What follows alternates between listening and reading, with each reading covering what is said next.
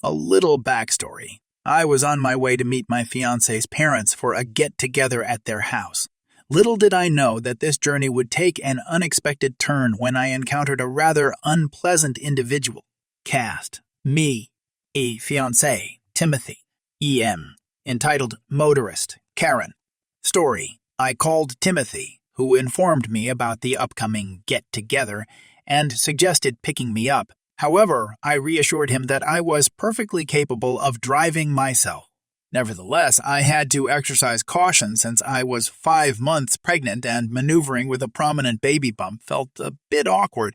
After gathering my belongings, I set off on my way, eagerly anticipating the opportunity to meet Timothy's parents, especially his mother with whom I shared a close bond. Little did I know that this seemingly ordinary journey was about to take a wild turn. As I drove, I began to experience those infamous pregnancy cravings. Deciding to satisfy my appetite, I made a quick stop at a nearby convenience store to grab a snack. Just as I was backing out and attending to the necessary tasks, I felt an unexpected jolt from behind. It turned out that another driver, completely oblivious to my presence, had collided with my car. Adjusting my face mask, I stepped out of the vehicle to assess the damage. Thankfully, my car had only sustained a minor scratch. I intended to discuss the situation with the other driver, inquire about the state of her car, and resolve the matter amicably. Little did I know that the encounter was about to take a hostile turn. "Nay, excuse me, ma'am. Are you all right?" Her manner of exiting the car suggested she was unhurt. Karen, seething with anger, she approached me closely. "Were you the witch who hit my car?" "Nay." Taken aback by her harsh tone, I stammered, It was actually—" Karen. Cutting me off abruptly, she got even closer, almost invading my personal space. "You are going to pay for the damage you caused to my car?" Me. Trying to explain, I began. "It wasn't my fault." Karen. Shouting vehemently, she interrupted me. "Pay for it. You hit my car, you ungrateful jerk." Me. Completely shocked by her behavior, I struggled to find the right words. "Ma'am." I proceeded to explain that she was at fault for the accident, emphasizing how she should have noticed that I was in the process of reversing and had acted impatiently by colliding with me. However, instead of diffusing the situation, her anger only escalated. Her loud outbursts drew the attention of passersby, making me increasingly self-conscious. Desperate to calm her down and defuse the tension, I attempted to reason with her as I despised being the center of attention. As I made my way back to my car to retrieve my phone, she apparently misinterpreted my intentions and forcefully grabbed my shoulder, proceeding to spit in my face. Reacting instinctively to protect my baby, I tried to push her away, but she raised her hand, poised to slap me.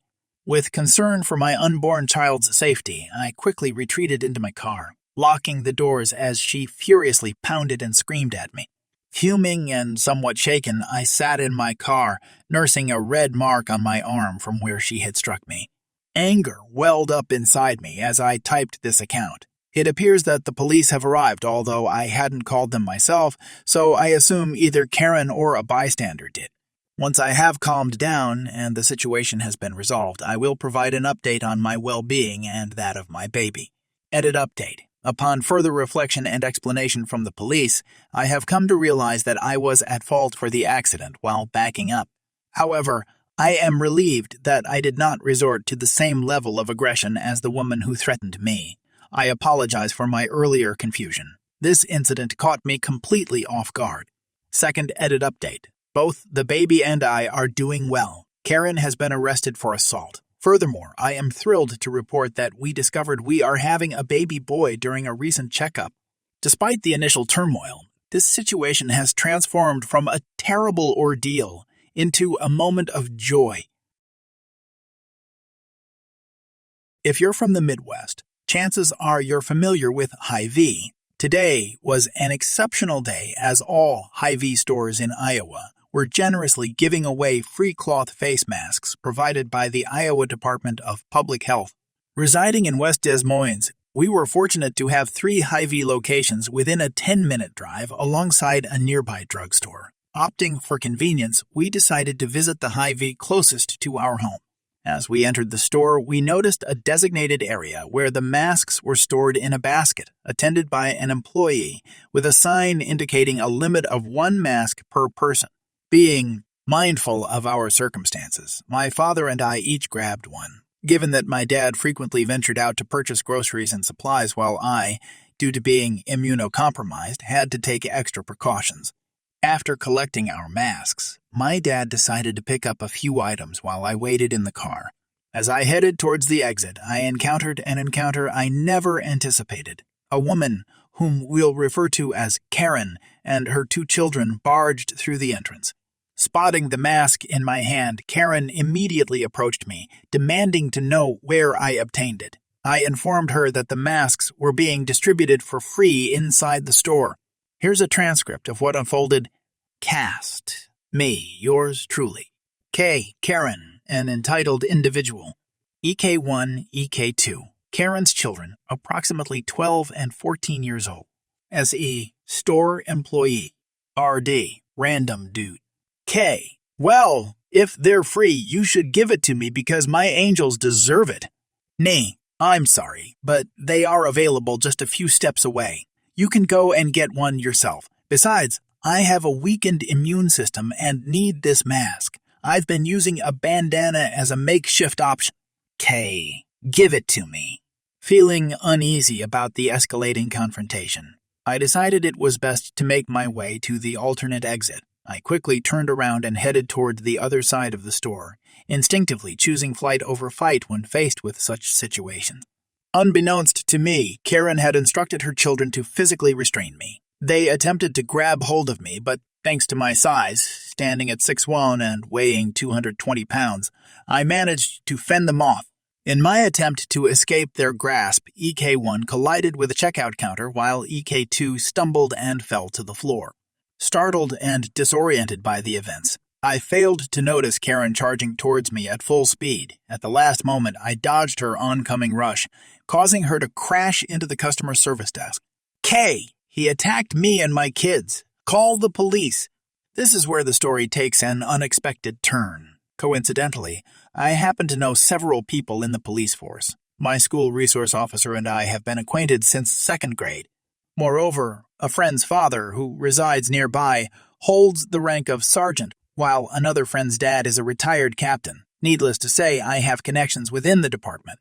However, to my dismay, I didn't recognize the officers who responded to the scene. As chaos unfolded, EK1 and EK2 attempted to slip away but were apprehended by a vigilant store employee.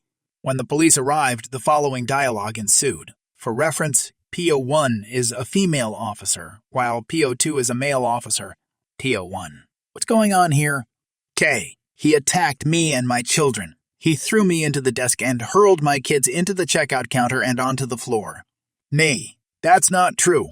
I was on my way out of the store when she asked for my mask. I informed her that the masks were available for free just around the corner, but I refused to give her mine. As I turned to exit through the other doors, her children tried to tackle me. I defended myself, and that's when she charged at me, but I managed to dodge her, causing her to collide with the customer service desk. K. That's a lie. He's lying. I just wanted a mask for my angels. TO2. Why don't we review the security footage? Karen's expression turned pale as she realized she had been caught on camera the whole time. K. No, that's not necessary. I don't want to press any charges. EK1, EK2, let's go. Manager. Ma'am, you are not going anywhere until the officers have viewed the footage. Please wait here. Officers, this way. Karen's face transformed from a twisted anger to a mix of fear and concern. After approximately 5 minutes, the officers returned. One officer stayed with Karen while the other pulled me aside. PO1, we reviewed the footage, and it corroborates your account. At this point, we will be issuing her a disorderly conduct ticket. Would you like to press charges for the assault? I took a moment or two to consider and then made up my mind. Me, yes, I want to press charges. The moment Karen heard my decision, she erupted in anger. The officer had to calm her down. As he attempted to handcuff her, she kicked him and grabbed the basket of masks. K, if my angels can't have them, then no one can. She seized the basket and made a dash toward the exit, knocking down an employee in the process. Her children looked terrified. Once outside, she flung the basket in the air, contaminating the masks. PO1 swiftly deployed her taser, bringing Karen to the ground while PO2 swiftly handcuffed her and escorted her to the awaiting police car. Meanwhile, my father, who was unaware of the unfolding events, arrived at the checkout line to find me conversing with the police. "Dad, what happened?" PO1 and PO2 proceeded to explain the sequence of events, detailing what had transpired and what would happen next. "Dad, I leave you alone for 20 minutes, and this is what happens?" My father and I share a great relationship, and he often enjoys teasing me about one thing or another. PO2, initially taken aback by my dad's tone, quickly realizes the jest and responds accordingly. PO2, "Ah, I see. Just kidding then." Me, "Seriously, Dad, not the right time." We share a chuckle, allowing a moment of lightheartedness before parting ways. Part 1. In high school, I had a close friend who, despite being in decent shape, was often perceived as a lanky, slightly awkward band geek. He came from a well-known hippie family in a smaller, more conservative city, which unfortunately made him an easy target for some individuals and hindered his ability to form a large circle of friends. During gym class, two jocks who were favored by the gym teacher took an immediate dislike to my friend. They would taunt him, laugh at him, and point fingers, but he chose to ignore their behavior, as did the gym teacher. However, these bullies decided to escalate their actions when they realized their initial attempts had failed to provoke a response from my friend. At the beginning of each class, while the teacher took attendance and went to the equipment room to retrieve supplies, the entire class would run laps. It was during this time that the bullies devised a plan. They would purposefully fall to the floor and then, through fake cries, blame my friend for tripping them. As a result, my friend would be singled out and pulled aside by the teacher, who would then proceed to scream at him. The bullies cunningly built a case against my friend, convincing the gym teacher that there was a genuine issue between them. Whenever the bully spoke up, the gym teacher would storm out of the equipment room, screaming my friend's last name. Strangely enough, my friend never faced detention or any other consequences. The teacher seemed to believe that yelling was punishment enough, and nobody dared to argue with him. Within that same gym class, there was another student we'll refer to as Mohawk. Mohawk was an excellent student who consistently performed well and maintained a respectful attitude when interacting with teachers. However, he seldom engaged with other students and seemed uninterested in making friends or joining clubs or sports teams. While he didn't harm other students when necessary communication arose, he preferred to keep to himself. Mohawk had a slightly muscular build and stood out from the crowd due to his tall green mohawk, which made him easily recognizable. Part 2. After enduring 3 days of relentless bullying, the class gathered for their usual running routine. However, something felt different this time. Mohawk happened to be running behind the bullies and was gradually closing the gap between them. Anticipating their fall, my friend braced himself for the usual accusations. But instead, Mohawk swiftly reached out and firmly grabbed the back of both bullies' shirts. With a hand on the shoulder of each bully, he pulled them close to him.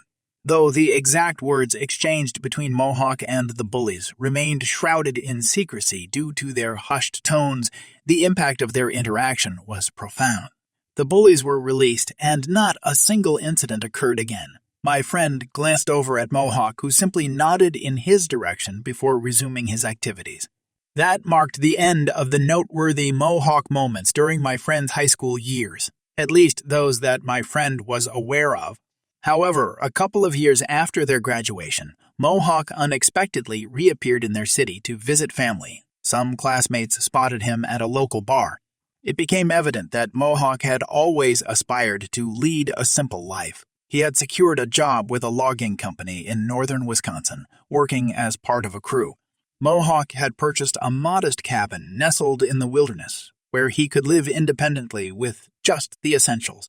He was finally living the life he had always desired, spending his free time engaging in activities such as reading and hiking. While Mohawk kept in touch with his family through a smartphone, He deliberately abstained from owning a computer. Intrigued by Mohawk's newfound presence on Facebook, my friend attempted to reach out by sending a friend request. However, to this day, the request remains unanswered, adding an air of mystery to Mohawk's solitary existence.